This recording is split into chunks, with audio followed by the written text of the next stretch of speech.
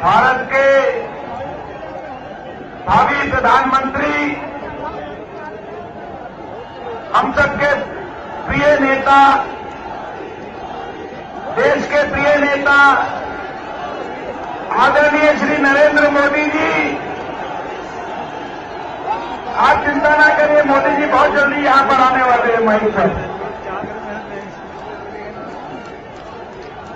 आदरणीय श्री नितिन गडकरी जी, आदरणीय श्री मुख्तार अब्बास नकवी जी, आदरणीय प्रोफेसर विजय कुमार मल्होत्रा जी, प्रिय भाई विजय गोयल जी, मंच पर विराजमान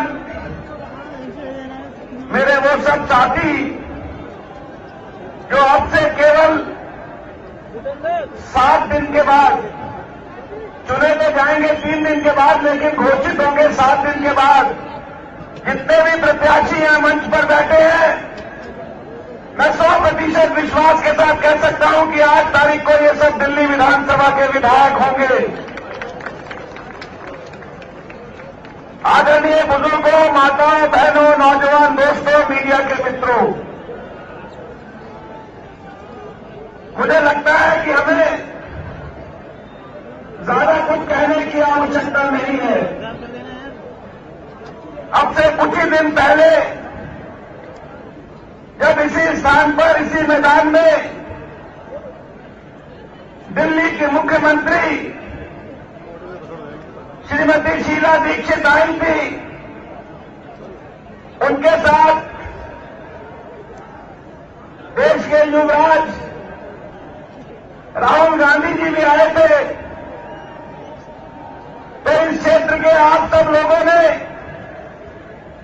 उसी दिन उनको टाटा बाय बाय कर दिया था। ये तो आपने उसी दिन सिद्ध कर दिया था। और आज जिस भारी संख्या में, जिस भारी उत्साह के साथ आप यहां पर आए हैं और जिस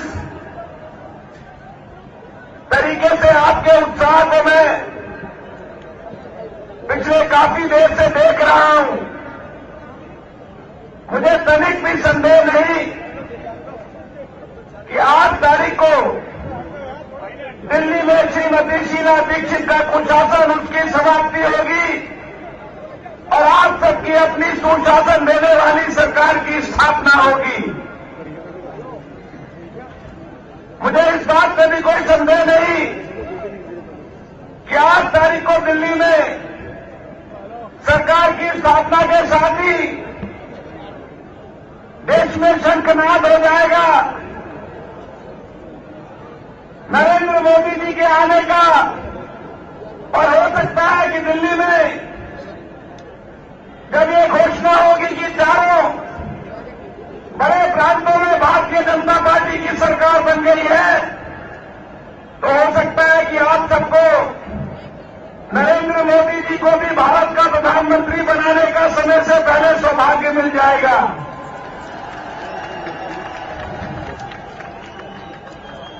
15 साल शीला जी ने क्या किया है हमारे साथ, आप तक भुक्तभोगी हो, मैं उसकी चर्चा नहीं करूंगा। ऐसी सरकार जिसने राजधानियों को बलात्कारियों का स्वर्ग बना दिया, वर्ल्ड कैपिटल ऑफ क्राइम बना दिया, महंगाई और घोटाले से हमारे को पीड़ित कर दिया, जिस कॉमनवेल्थ के नाम पर दुनिया में भारत का नाम रोशन होना चाहिए था, उसके नाम से सारी दुनिया में भारत का नाम बदनाम कर दिया, जो स्वयं 15 साल से पानी के विभाग की मंत्री है, लेकिन आज भी दिल्ली आधी से ज्यादा प्यासी है, और जिस आदमी को पानी मिलता है वो बीमारी पैदा करने वाला मिलता है, जिसके 15 साल के राज में अस्पताल में हमें दवाई नहीं है, डॉक्टर नहीं है, स्कूल में अध्यापक नहीं है, झुग्गी झोपड़ी बस्तियों के अंदर सफाई की व्यवस्था नहीं है, गरीबों के लिए मकान नहीं है,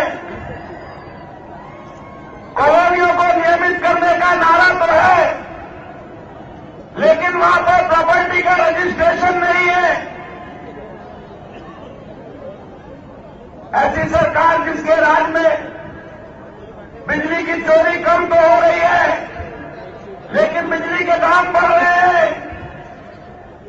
10 वर्ष पहले वादा हुआ था, लेकिन आज भी 24 घंटे दिल्ली में बिजली नहीं मिलती है। करोड़ों रुपया सड़कों को चुनाव से पहले नवनिर्माण के नाम पर खर्च हुआ, बड़े बड़े होर्डिंग लगे। एक बरसात में दिल्ली की हर सड़क के अंदर गड्ढा पड़ गया। 15 साल के बाद भी दिल्ली में थोड़ी सी बारिश हो तो चारों तरफ पानी भर जाता है। भाइयों, मैं आपको विश्वास दिलाना चाहता हूं कि दिल्ली में बहुत जल्दी आपके आशीर्वाद से सुशासन आएगा।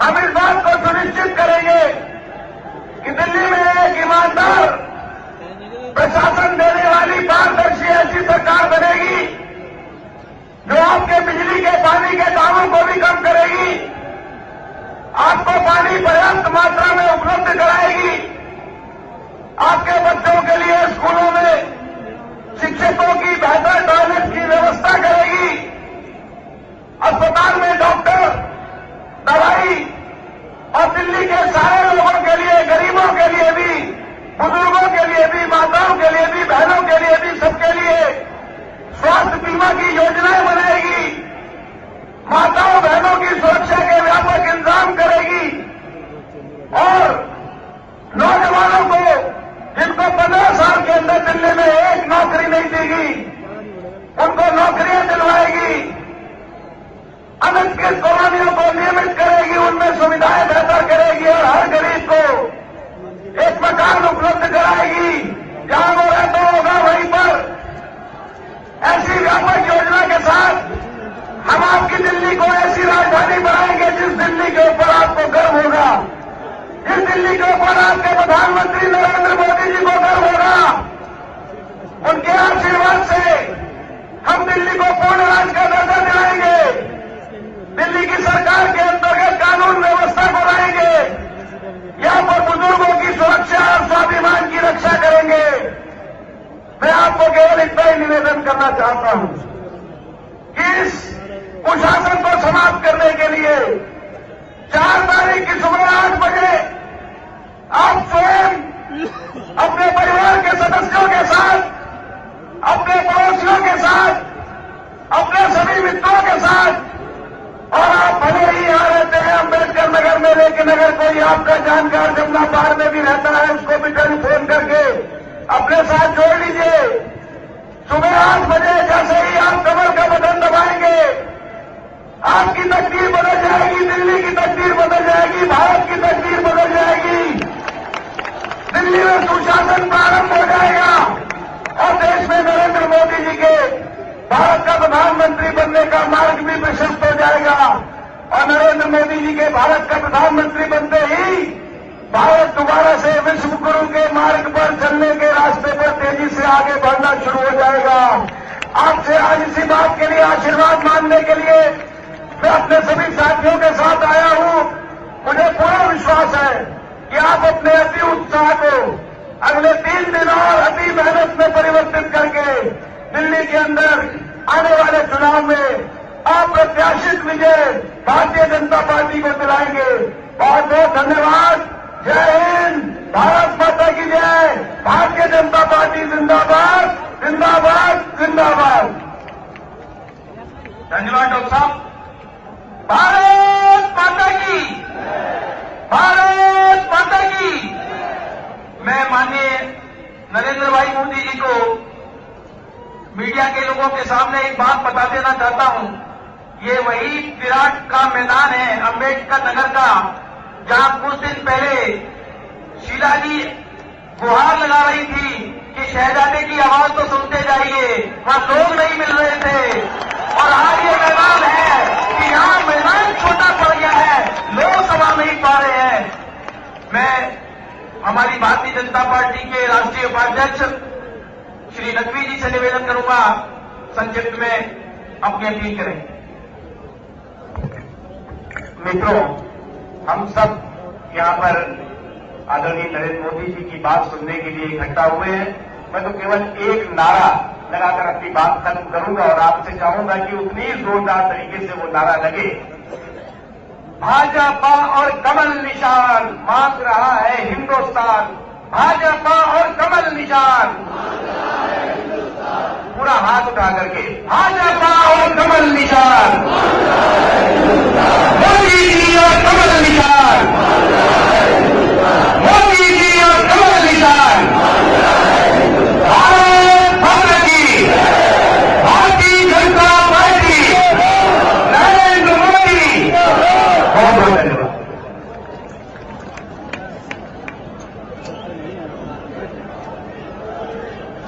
घर घर मोदी, हर हर मोदी, हर हर मोदी। भारतीय जनता पार्टी के पूर्व राष्ट्रीय अध्यक्ष, दिल्ली के चुनाव के प्रभारी, हम सब के नेता माननीय नितिन गडकरी जी से निवेदन करता हूं, हम लोग का मार्गदर्शन करें।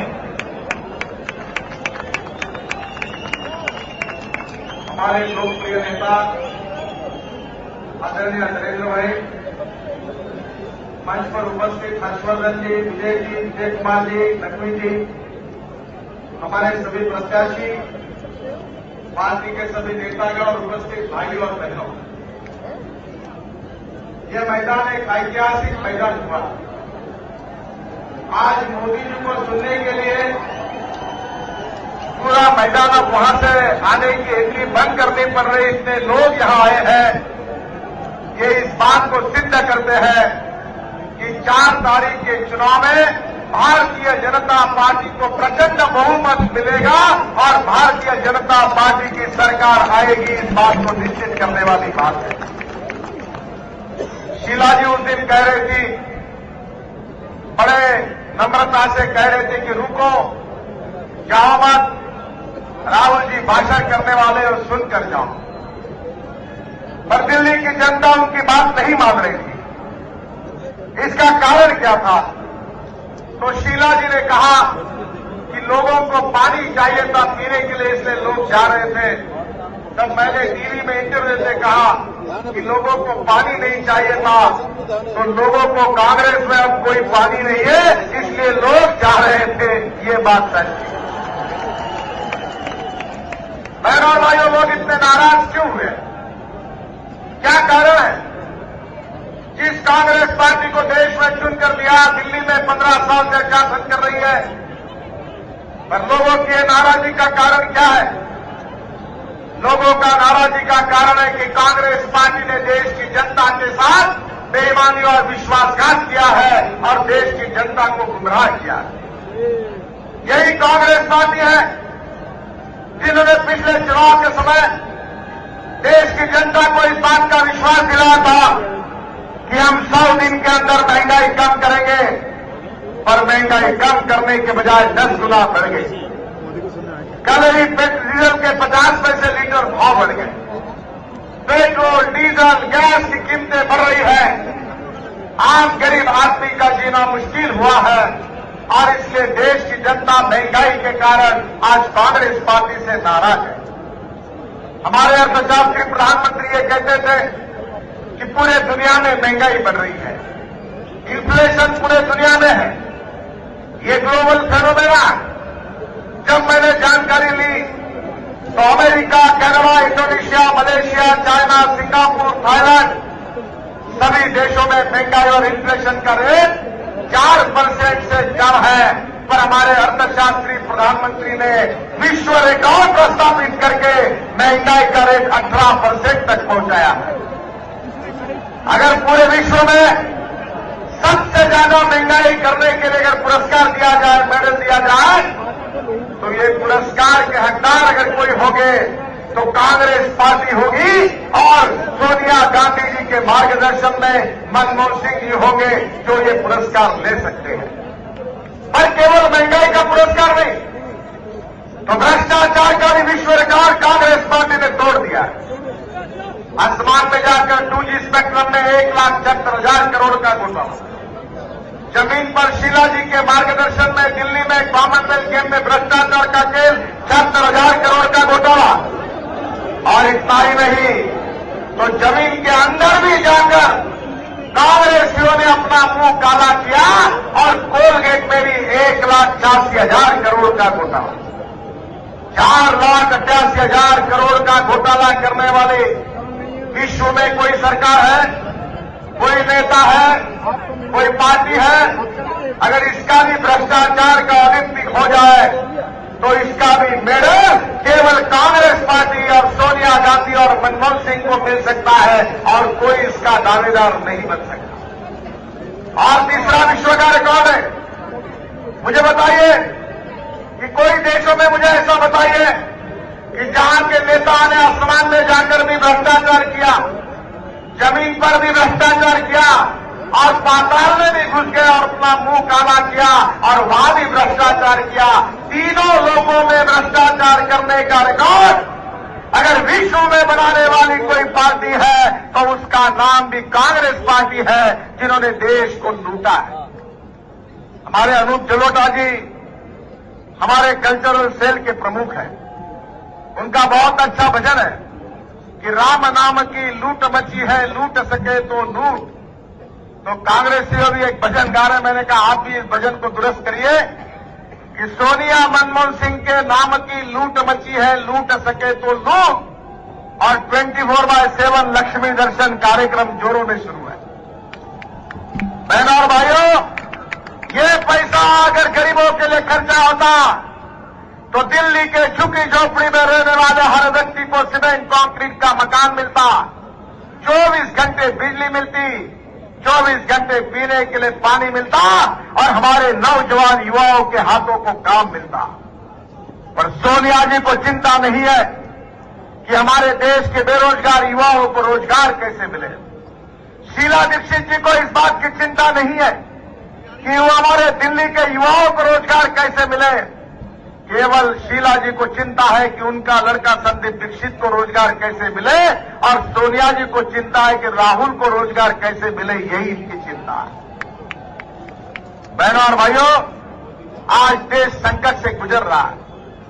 हमारे देश का पूरा बैंड बाजा बज गया है। $1 की कीमत 1947 में 1 रुपया थी। उस $1 की कीमत अभी कम से कम आज 68 रुपए तक पहुंची है। हमारा इंपोर्ट एक्सपोर्ट का इम्बैलेंस $350 बिलियन का है। हमारे देश में इंडस्ट्री बंद पड़ रही है और बेरोजगारों की संख्या बढ़ रही है और किसानों की आत्महत्या बढ़ रही है। कांग्रेस पार्टी अपने कार्य पर वोट नहीं मांग सकती और इसलिए झूठा प्रचार कर रही है। कांग्रेस पार्टी के नेता नरेंद्र मोदी जी के बारे में, भारतीय जनता पार्टी के बारे में डर पैदा करने की कोशिश कर रहे हैं। इस देश के मुसलमानों को कहा जा रहा है कि देखो नरेंद्र मोदी आएंगे, भारतीय जनता पार्टी आएगी तो आपको कटवा देंगे, पाकिस्तान भिजवा देंगे, सुरक्षित रहना है तो पंजे पर मोहर लगाओ। बहनों और भाइयों, ये कांग्रेस पार्टी कम्युनल पार्टी, ये सेकुलर पार्टी नहीं है, तो ये मल्टी कम्युनल पार्टी है जो जात के आधार पर, धर्म के आधार पर देश का विघटन करना चाहती है और वोट बैंक की राजनीति के लिए देश को बर्बाद करना चाहती है। नरेंद्र मोदी हो, शिवराज सिंह चौहान हो, रमन सिंह हो, हमारे अटल बिहारी वाजपेयी की सरकार हो, हमारे सरकार ने कभी कोई निर्णय जात, पंथ, धर्म, भाषा के आधार पर लिया है। भारतीय जनता पार्टी की सीख यही है कि कोई भी व्यक्ति उसके जात से बड़ा नहीं होता, उसके गुणों से बड़ा होता है। जात, पंथ, धर्म, भाषा के आधार पर किसी को डिस्क्रिमिनेट करने वाली राजनीति भारतीय जनता पार्टी कभी नहीं करेगी। सबको समान विकास का मौका मिलेगा और सबका समान विकास होगा, यही भारतीय जनता पार्टी का विचार। लोग कहते हैं, हमारे यहां आम आदमी पार्टी के लोग कहते हैं कि कांग्रेस पार्टी भी भ्रष्ट है, बीजेपी भी भ्रष्ट है। मैं उनसे पूछना चाहता हूं, दोनों पार्टियां देश का विकास नहीं कर सकती। आप मुझे बताइए, कृषि विकास का दर मध्य प्रदेश में 18.90 है, गुजरात में 11.50 है और सोनिया गांधी और मनमोहन सिंह जी के नेतृत्व में देश के कृषि विकास का दर 2.50 है। पूरे देश का जीडीपी केवल 4.5 5% है, मध्य प्रदेश का 11.20 है, गुजरात का 11.50 है। आप इकोनॉमिक पैरामीटर्स लगाओ। सुशासन के दृष्टि से भारतीय जनता पार्टी की सरकारें कांग्रेस और यूपीए सरकार से 4 गुना अच्छा काम कर रही है और गुजरात तो पूरे विश्व में विकास का मॉडल बना हुआ है। नरेंद्र मोदी जी के नेतृत्व में हम गांव, गरीब, मजदूर, किसान का कल्याण करने की नीति को अपनाना चाहते हैं। हमने दिल्ली में तय किया कि दिल्ली में जो बिजली के दर है वो 30% कम करेंगे, 24 घंटे पानी देंगे और जमुना को हम पूरी तरह से प्रदूषण से मुक्त करेंगे। ये भी निर्णय हमने किया है। डॉक्टर हर्षवर्धन जी के नेतृत्व में आप सबका सहयोग चाहिए। मेरा विश्वास है कि भारतीय जनता पार्टी की सरकार आएगी, भ्रष्टाचार हटेगा, दिल्ली का विकास होगा, महंगाई कम होगी और भारतीय जनता पार्टी ये चुनाव निश्चित रूप से जीतेगी। ये अब निश्चित हो गया है। आप डॉक्टर हर्षवर्धन जी के नेतृत्व में भारतीय जनता पार्टी को जिताइए और भारतीय जनता पार्टी को आपकी सेवा करने का अवसर दीजिए। यही आपसे प्रार्थना करता हूं। बहुत बहुत धन्यवाद। नमस्कार। धन्यवाद माननीय नितिन जी। मैं नारा लगाऊंगा, आप लोग दोहराएंगे। हर हर मोदी, हर हर मोदी, हर हर मोदी, मोदी लो।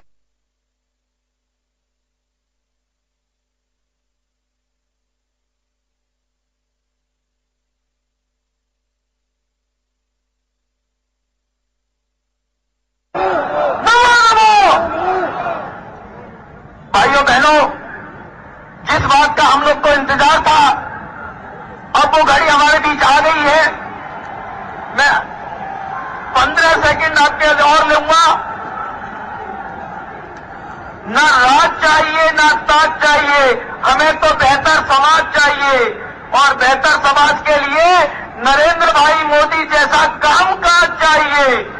जैसा गुजरात में कमल खिला है उसी प्रकार दिल्ली में कमल खिलाना है और नरेंद्र भाई मोदी को भारत का प्रधानमंत्री बनाना है।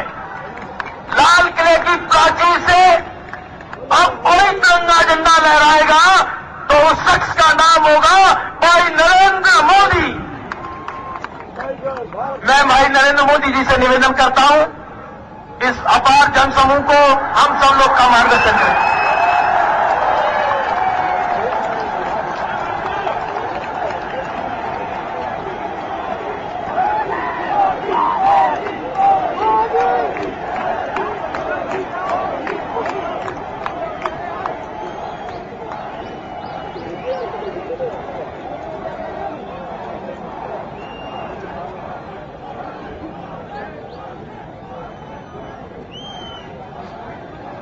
मंच पर विराजमान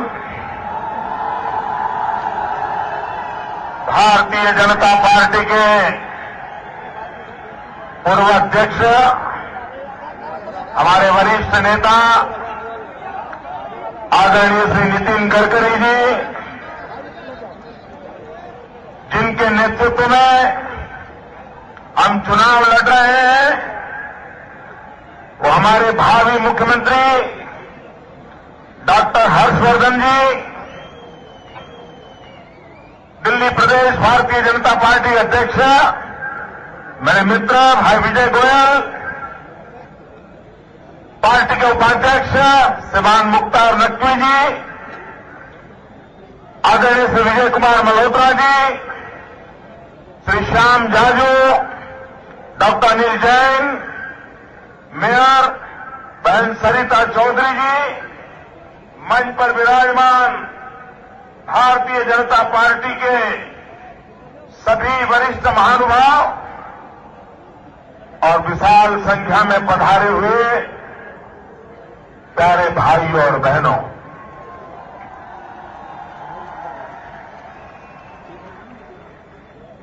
ऐसा लगता है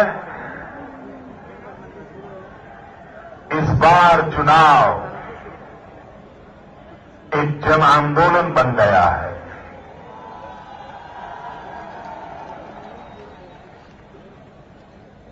छत्तीसगढ़ के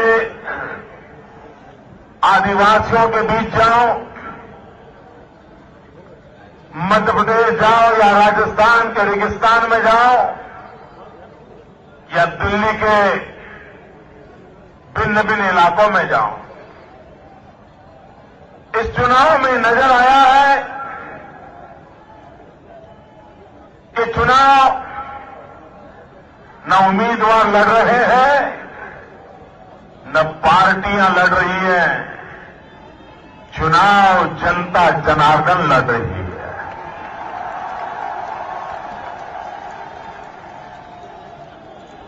पहले लोग वोट देते थे किसी को जिताने के लिए, पहले वोट देते थे लोग किसी को पराजित करने के लिए, लेकिन इस चुनाव में मैं देख रहा हूं कि लोग वोट देने जा रहे हैं कांग्रेस पार्टी को सजा देने के लिए, सजा देने के लिए।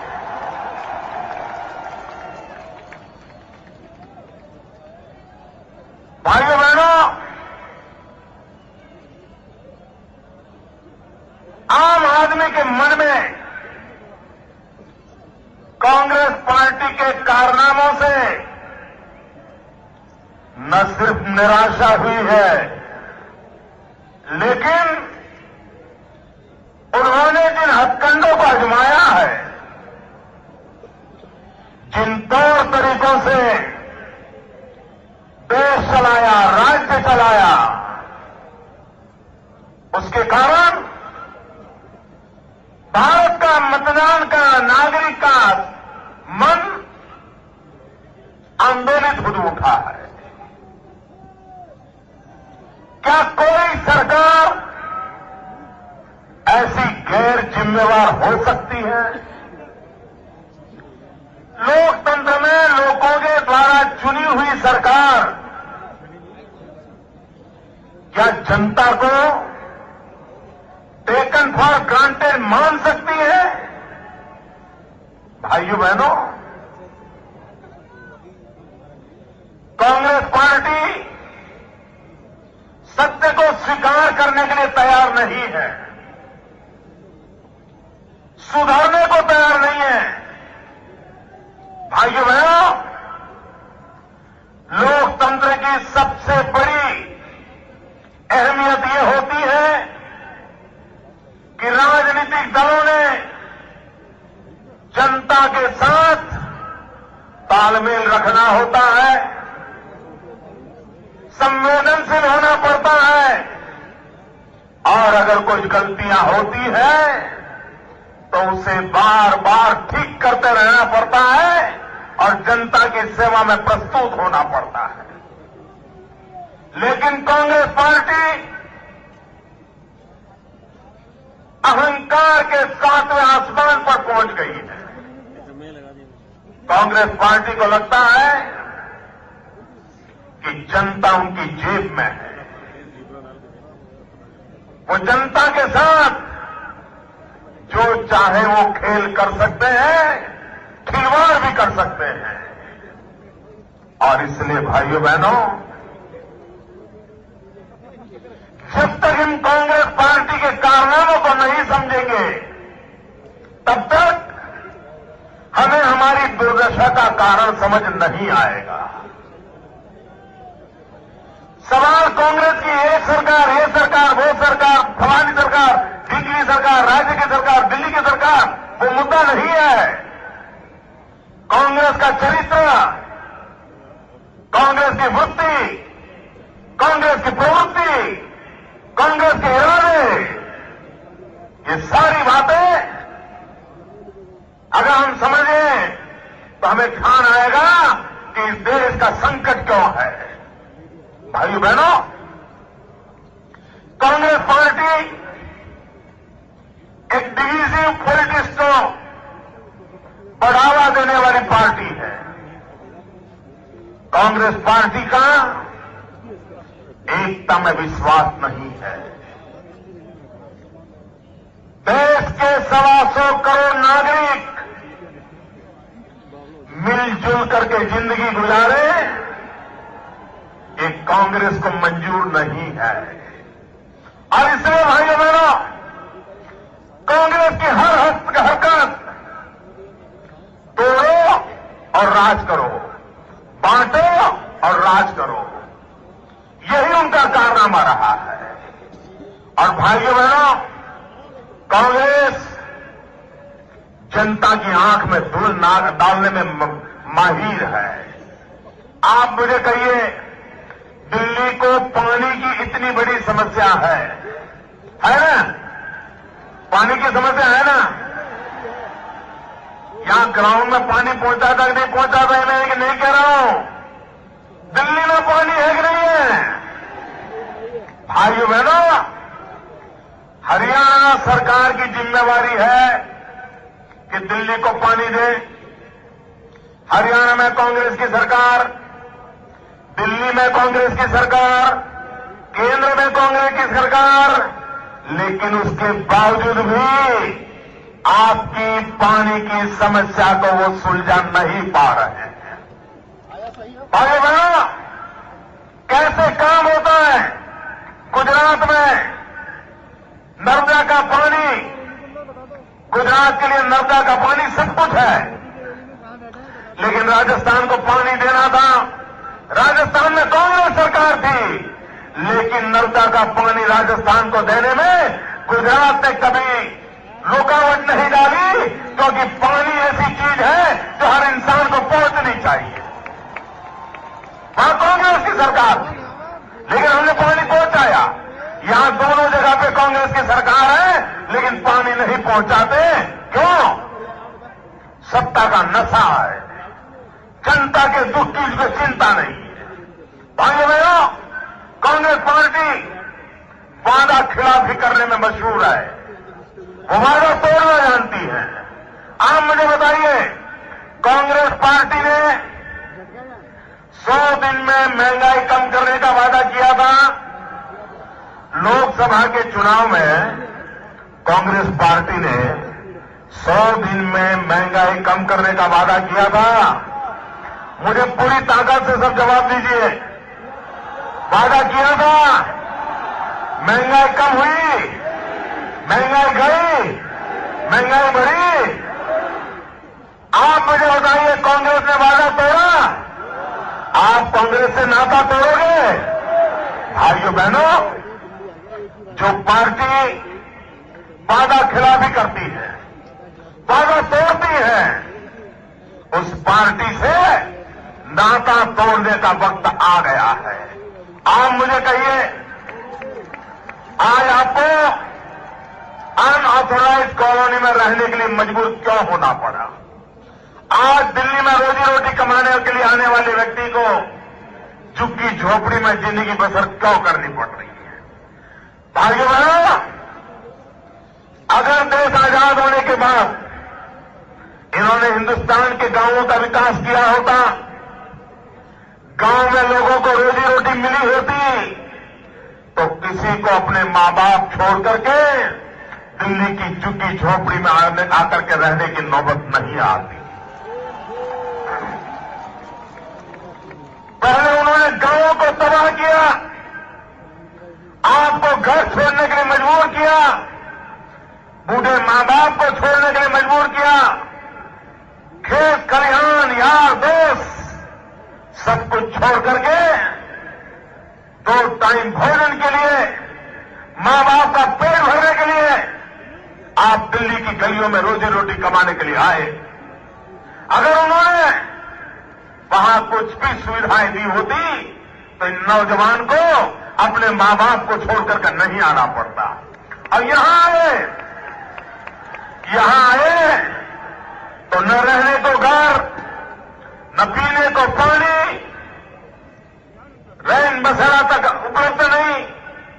और अगर कोई कहीं अपनी जगह बना ले तो आए दिन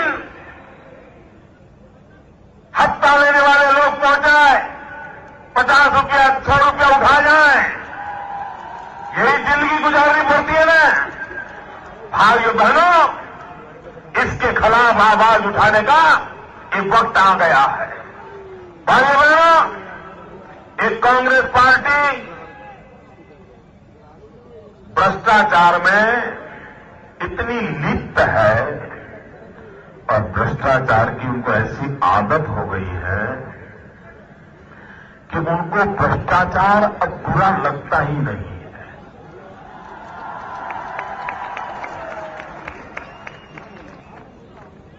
वे एक प्रकार से अपने जीवन का, अपने कार्य का हिस्सा मान लिया है। पूरी एबीसीडी आप ए से जेड तक चले जाए, हर अल्फाबेट के साथ कांग्रेस का भ्रष्टाचार आपको जुड़े मिलेगा। पूरी एबीसीडी देख लीजिए। देखिए, ए फॉर आदर्श घोटाला, बी फॉर बोफोर्स घोटाला, सी फॉर कोयला घोटाला, और डी में बताना नहीं चाहता हूं, आप जानते हैं कौन है यहां। भाइयों बहनों, सेना के जवानों के विधवाओं के लिए जो मकान बने, ये मकान भी कांग्रेस के लोग अपनी सास के नाम कर लिए, अपनी सास के नाम कर लिए।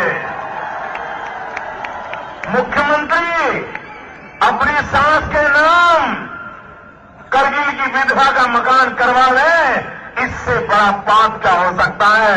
भाइयों बहनों, जो कांग्रेस पार्टी करगिल के वीर शहीदों की विधवाओं के मकान अपने नाम पर कर सकती है,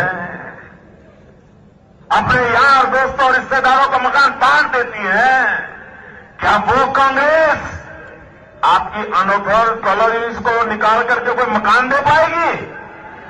आपको झुग्गी झोपड़ी से बाहर निकाल के मकान दे पाएगी? अरे मकान का नाम भी लेगी तो अपने परिवार के नाम पर कर देगी और पैसा आपका चला जाएगा। कुछ लोग आदतन बुरा करने की आदत वाले होते हैं। कुछ लोगों का स्वभाव रहता है कि एक ही प्रकार से हर चीज करते रहते, उसमें सुधार नहीं करते। कांग्रेस वाले भी आपके यहां पिछले चुनाव में राजीव रतन योजना लेके आए, ठीक है, और उन्होंने लोगों को मकान देने का वादा किया था। आपसे फॉर्म भरवाए थे, हजारों की तादाद में लोगों ने मकान बनेगा इस आशा में फॉर्म भर दिए और लोगों ने वोट भी दे दिए, उनकी सरकार भी बन गई। कोई है पूरे दिल्ली में एक इंसान जिसको इस योजना से मकान मिला हो? भाई जरा जवाब दो, ने मकान मिला है किसी को? किसी को मकान मिला है? किसी को मकान मिला है? अब देखिए कांग्रेस की कमान। भाई दिल्ली वाले लोग, आपको जैसे जीना है जियो, आपकी मर्जी पड़े वैसे काम करो, लेकिन कुछ बात ऐसी है जो गुजरात वालों से सीखो। सीखोगे? सीखोगे? मैं बताता हूं आज, ये जिस प्रकार से इन्होंने आपके यहां फॉर्म बांटे थे, उसी प्रकार से बिल्कुल डिक्टो टू डिक्टो जैसे दिल्ली के लोगों से उन्होंने चीटिंग किया, वैसा ही गुजरात के 2012 दिसंबर के चुनाव में फॉर्म बांटे, मकान का मॉडल खड़ा कर दिया उन्होंने तो। और मैडम सोनिया जी ने आकर के रिबन भी काटी, सारे मीडिया वालों ने तस्वीर भी दिखा दी। हर दिन चलता था, ऐसा मकान मिलेगा, ऐसा कमरा होगा, ऐसा बाथरूम होगा, ऐसा किचन होगा, क्या क्या दिखाते थे साहब। पूरा स्वर्ग ने जमीन को उतार के रख दिया था उन्होंने, और लोगों से फॉर्म भरा रहे थे और ऐसी हवा बना दी थी कि अब गुजरात में अगर कांग्रेस की सरकार आएगी, हर एक को अपना नया घर मिल जाएगा।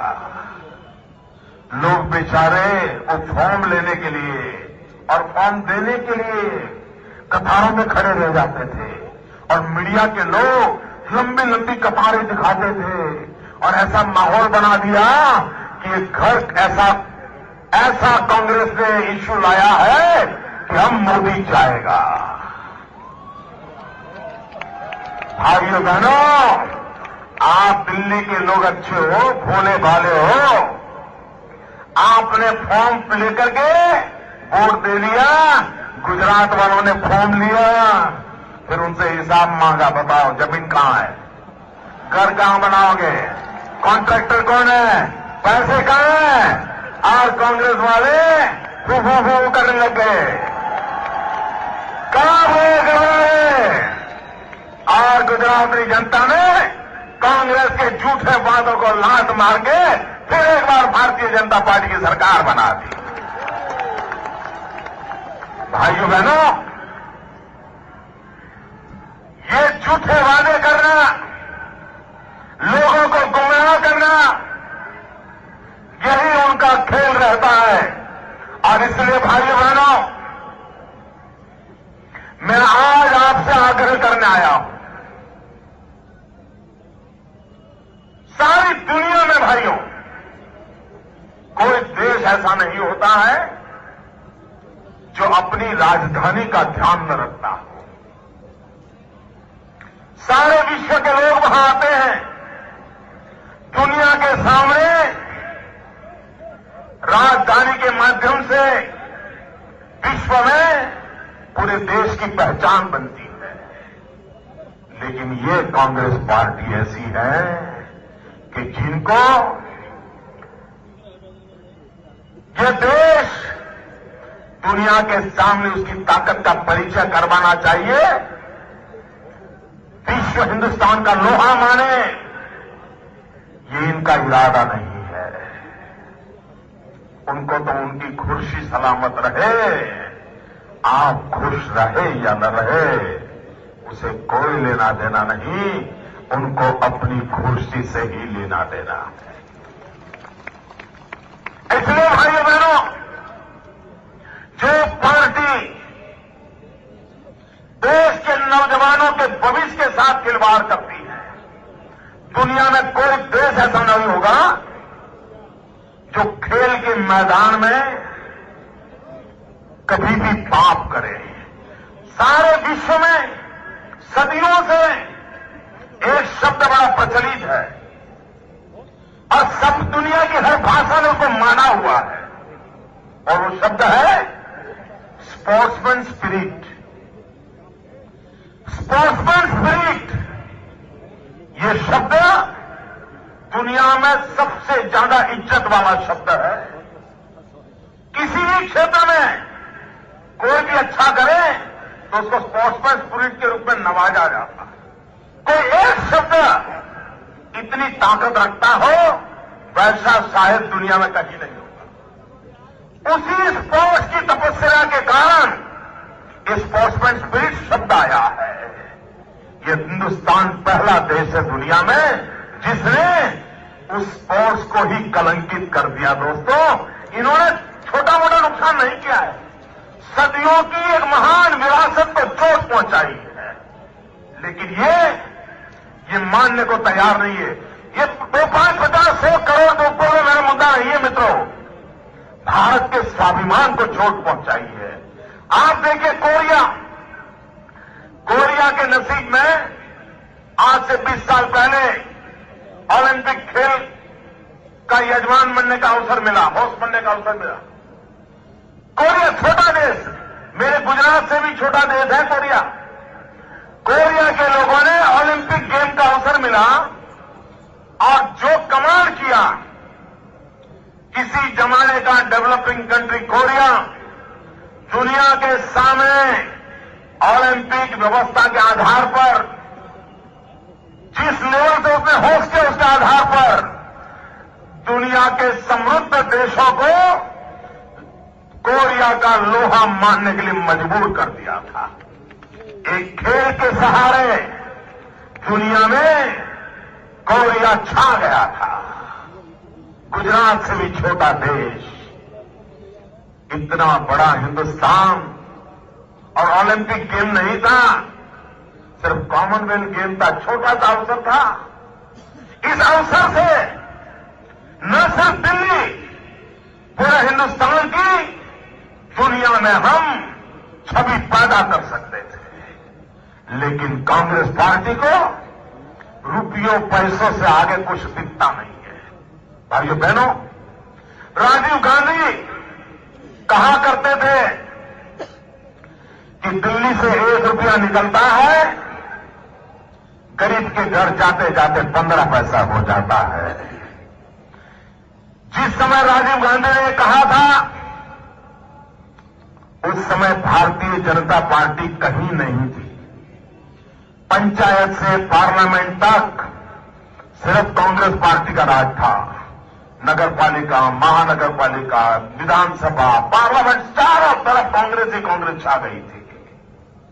और उस समय जबकि हर जगह में कांग्रेस का राज था, तब राजीव गांधी ने कहा था, दिल्ली से 1 रुपया निकलता है, गरीब के घर जाते जाते 15 पैसा हो जाता है। भाइयों बहनों, ये कांग्रेस को भ्रष्टाचार का रोग आज से नहीं है, राजीव गांधी भी कह करके गए हैं। और इतना नहीं है, देश जानना चाहता है, ये कौन सा पंजा था जो रुपये को घिस घिस करके 15 पैसा कर देता था। और इसलिए भाइयों बहनों, ये कांग्रेस, इसके काम को जरा जानिए, ये कांग्रेस के काम को जानिए। ये कांग्रेस पार्टी चुनाव के समय आती है, हाथ जोड़ती है, आंख मिल जाए तो फिर हाथ मिलाती है, फिर हाथ दिखाती है, थोड़ा अच्छा माहौल बन जाए तो हाथ आजमाती है, और बराबर सेटल हो गया तो हाथ की सफाई शुरू। और भाइयों बहनों, ये कांग्रेस की कमाल देखो, दिखाते हैं एक हाथ, लूटते हैं दोनों हाथों से। भाइयों बहनों, भ्रष्टाचार इस देश के लिए सबसे बड़ी समस्या है। भ्रष्टाचार इस देश के लिए बहुत बड़ी समस्या है। जयप्रकाश नारायण जी ने भ्रष्टाचार के खिलाफ आवाज उठाई थी, लेकिन हमारा दुर्भाग्य रहा को लंबे समय तक जीवित नहीं रहे और एक वैक्यूम पैदा हुआ। भ्रष्टाचार फूलता फैलता रहा, एक नई आशा की किरण जन्मी। अन्ना हजारे जी इस उम्र में उन्होंने अपना जीवन दांव पे लगा दिया। भ्रष्टाचार के खिलाफ लड़ने के लिए एक पवित्र इंसान ने अपना जीवन दांव पे लगा दिया। देश के हर नौजवान को अन्ना हजारे जी में एक आशा बन गई कि काश अब अन्ना जी आए हैं, देश को भ्रष्टाचार से मुक्ति दिलाएंगे। देश उनके साथ खड़ा होने लग गया, लेकिन वो हवा देख करके, अन्ना की पवित्रता के कारण जो भीड़ हो रही थी उसको देख करके कुछ लोगों के दिल में राजनीतिक महत्वाकांक्षाएं पैदा हो गई। निजी राजनीतिक महत्वाकांक्षाओं के खातिर, निजी स्वार्थ के खातिर अन्ना हजारे जी के इतने बड़े महान कार्य को, इतने बड़े महान आंदोलन को, इसकी पीठ पे इन लोगों ने छुरा भोंक दिया। उनके बगल में बैठ करके उनकी दरी नीचे से खींच लेने का प्रयास किया। एक आंदोलन खड़ा हो रहा था, उसका बाल मृत्यु हो गया। कांग्रेस का भ्रष्टाचार करने का हौसला बुलंद हो गया। उसको लगा कि कोई भ्रष्टाचार के खिलाफ आवाज नहीं उठा सकता है। भाइयों बहनों, जिन्होंने व्यक्तिगत राजनीतिक आकांक्षाओं के कारण हिंदुस्तान की इतनी बड़ी चेतना को नष्ट किया है, इतने बड़े जन आंदोलन को धोखा दिया है, जो अन्ना के नहीं हुए वो आपके नहीं हो सकते हैं। और भाइयों बहनों, कांग्रेस पार्टी तो हाथ से लूटती थी, ये तो झाड़ू मार के साफ कर देंगे। और इसलिए भाइयों बहनों, ऐसे लोगों से बच के रहना जिनका कोई अता पता नहीं मिलेगा। ऐसी भीड़ पता नहीं कब कहां ले जाए हमें। इसलिए भाइयों बहनों, ये कांग्रेस के पैसों से चल रहा खेल है। वो पिछली चुनाव में वो मकान के फॉर्म में आप लोग फिसल गए, फिर एक बार इसमें मत फिसल जाना। जैसे उन्होंने मकान देने का वादा करके धोखा किया, वैसा ही ये दूसरी दुकान खोल करके धोखा किया है। ये कांग्रेस का ही खेल है, इसको समझने में गलती मत करना भाइयों।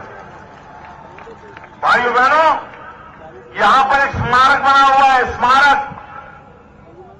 जरा आपको हैरानी होगी शब्द सुनकर के, स्मारक कांग्रेस के भ्रष्टाचार का स्मारक है, कांग्रेस के कुशासन का स्मारक है। वो क्या? यहां जो बीआरटी विफल हुई ना, इसका नमूना। भाइयों बहनों, दिल्ली में बीआरटी विफल गई, गुजरात में बीआरटी सफल हुई, यूनाइटेड नेशन तक के अवार्ड लेके आई। क्यों? यहां भ्रष्टाचार होता है, कुशासन है, सोच नहीं है, उसका परिणाम हुआ है कि बीआरटी विफल गई है। भाइयों बहनों, ये कांग्रेस पार्टी मां बहनों की रक्षा करने में तो सफल नहीं हो रही है, लेकिन देश का दुर्भाग्य देखिए, सेना के जवानों का भी सुरक्षा करने का सामर्थ्य दिल्ली की सरकार में नहीं है। डॉक्टर मनमोहन सिंह जी, ये देश आपसे जवाब मांग रहा है। वो विधवा चीख चीख करके पूछ रही है कि उसके पति का सर काट करके ले गए पाकिस्तान के लोग। जरा दिल्ली की सरकार जवाब दे। भाइयों बहनों, सेना के जवानों के सर काट लिए जाए, सेना के जवानों को गोलियों से भून दिया जाए, और दिल्ली की सरकार पाकिस्तान के प्रधानमंत्री को जयपुर बुला करके चिकन बिरयानी का भोजन करा दे, और ये कहे कि तो हमारा प्रोटोकॉल है। क्या सर काटना भी प्रोटोकॉल होता है क्या? क्या हमारे नौजवान, हमारे सेना के जवानों को आकर के गोलियों से भूनने रहे प्रोटोकॉल होता है क्या? भाइयों बहनों, जिस प्रकार से कारनामे चले हैं, और तब मैं जाकर के कहने आया हूं भाइयों, और आज मैं इस चुनाव दौर की मेरी आखिरी सभा है। कल चुनाव प्रचार समाप्त होने वाला है। मैं अम्बेडकर नगर की धरती से और बाबा साहब अम्बेडकर का स्मरण कर करके जब कह रहा हूं, तब उस महापुरुष को वंदन करते हुए मैं कहना चाहता हूं, मैं पूरे दिल्ली वासियों से कहना चाहता हूं, बस्तर में जहां माओवादियों ने लोकतंत्र को ललकारा था, कर्फ्यू घोषित किया था, वोट करने का बहिष्कार किया था, लेकिन वहां के मेरे जंगलों में रहने आदिवासियों ने माओवादियों की बंदूक की नोक के नीचे बिना डरे, बिना हचके 75% वोटिंग किया था। भाइयों, एक बार ताली बजा करके उनको सलाम करो। माओवादियों की गोलियों के बीच अगर मेरा एक आदिवासी भाई 75% वोटिंग करता है, लोकतंत्र की रक्षा के लिए अपनी जान की बाजी लगा देता है, तो क्या मेरा दिल्लीवासी वोट नहीं करेगा क्या? मैं दिल्लीवासियों से प्रार्थना करता हूं, मैं पूरी दिल्ली को प्रार्थना करता हूं कि लोकतंत्र का मंदिर, उसकी पूजा करने का अवसर होता है मतदान, उसका मौका न छोड़े। और मैं दिल्ली वासियों से एक एक अर्ज करना चाहता हूं, आप जब वोट करने जाएं, कुछ बातें सुबह स्मरण करके जाएं। आप जब वोट करने जाएं, तब जो दिल्ली हिंदुस्तान का दिल है, आज उसको रेड कैपिटल के रूप में जिस प्रकार से बदनामी हुई है, वो कभी भूलना मत। वोट देने के लिए जाए तो उसको याद करके जाना। आप जब वोट करने जाएं, तब पल भर के लिए उस निर्भया को याद करना, जिसके कारण आपको दिल्ली की हर बहन बेटी याद आएगी, और तब जाकर के कमल के निशान पर वोट दबाना। आप जब वोट करने जाएं, तब उस गुड़िया को याद करना। आपको छोटी छोटी बच्चियां नजर आएगी, छोटे छोटे बच्चे नजर आएंगे, आपके अगल बगल। उनकी सुरक्षा के लिए, उनके भविष्य के लिए उनको स्मरण करके जाइए, उस गुड़िया को स्मरण करके जाइए, कमल के निशान पर बटन दबाइए, और गारंटी लीजिए हमारी किसी गुड़िया पर कभी कुछ होगा नहीं। इस विश्वास को लेकर के जाइए। जब आप 4 तारीख को वोट करने जाएं, तो स्मरण कीजिए उस इंडिया गेट का। ठंड के दिन थे, नौजवान रात रात बिना स्वार्थ के बहन बेटी की इज्जत के लिए जूझ रहे थे। तब ये दिल्ली की सरकार ठंडे पानी की बौछारें उड़ा रही थी। वो थर थर कांप रहे नौजवानों को याद करना और कमल के निशान पर बटन दबाना दोस्तों, और कमल के निशान पर बटन दबाना। भाइयों बहनों, जब आप 4 तारीख को वोट करने जाएं, तब याद रखना कि रामलीला मैदान में भारत जो कि एक लोकतांत्रिक देश है, बाबा रामदेव का कार्यक्रम चल रहा था। आधी रात को जाकर के निर्दोष लोगों पर पुलिस ने जो जुल्म किया था, लोगों को मारने की कोशिश की गई थी, उस बाबा रामदेव पर हुए जुल्म को याद करना। रामलीला मैदान को आधी रात को हुआ जुल्म, जो कभी अंग्रेज भी नहीं करते थे, जलियांवाला बाग भी उस प्रकार से नहीं हुआ था, उसको याद करके कमल के निशान पर वोट देना। भाइयों बहनों, आप जब वोट करने जाएं, तब गुड़गांव से लेकर के जोधपुर तक सारी जमीन हड़प करने वाले लोग कौन है, उनका जरा चेहरा याद करना, उनके जरा ससुराल वालों को याद करना, और फिर कमल के निशान पर पवित्रता की खातिर वोट देने का काम करना। ये मैं आपसे प्रार्थना करने आया हूं। भाइयों बहनों, जब आप वोट करने जाए, तब मामा भांजा को मत भूलना। वो मामा भांजा को नहीं भूलना जो मामा भांजा ने मिलकर के रेल को लूटा और सीबीआई ने उन पर हाथ लगाने से मना कर दिया। भाइयों बहनों, कितनी कितनी कथाएं सुनाऊं मैं आपको, कितनी कितनी घटनाएं सुनाऊं। मैं आपसे अनुरोध करने आया हूं कि आप कमल के निशान पर बटन दबाइए। और कांग्रेस के लोग कान खोल करके सुन लीजिए, आप मुलायम सिंह को दबा सकते हो, आप मायावती को दबा सकते हो, ये नरेंद्र मोदी है।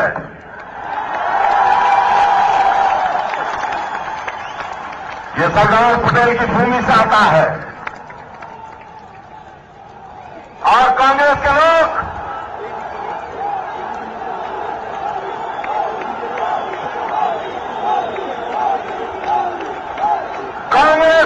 कान खोल करके सुन लो, ये दिल्ली की सरकार भी सुन ले। आप जितना कीचड़ उछालोगे, कमल उतना ही ज्यादा खिलेगा। जितना कदम उछालोगे, जितना कीचड़ उछालोगे, कदम उतना ही कमल उतना ही ज्यादा खिलने वाला है। ये मान करके चलो। भाइयों बहनों, मैं एक नारा बुलवाता हूं, बोलोगे? सबके सब बोलोगे? मैं कहूंगा पहले मतदान, आप कहेंगे फिर जलपान। पहले मतदान, पहले मतदान, पहले मतदान, पहले मतदान। बहुत बहुत धन्यवाद। भारत माता की जय। दो मुट्ठी बांध करके ताकत से बोलिए, भारत माता की, भारत माता की, भारत माता की। वंदे वंदे वंदे वंदे वंदे वंदे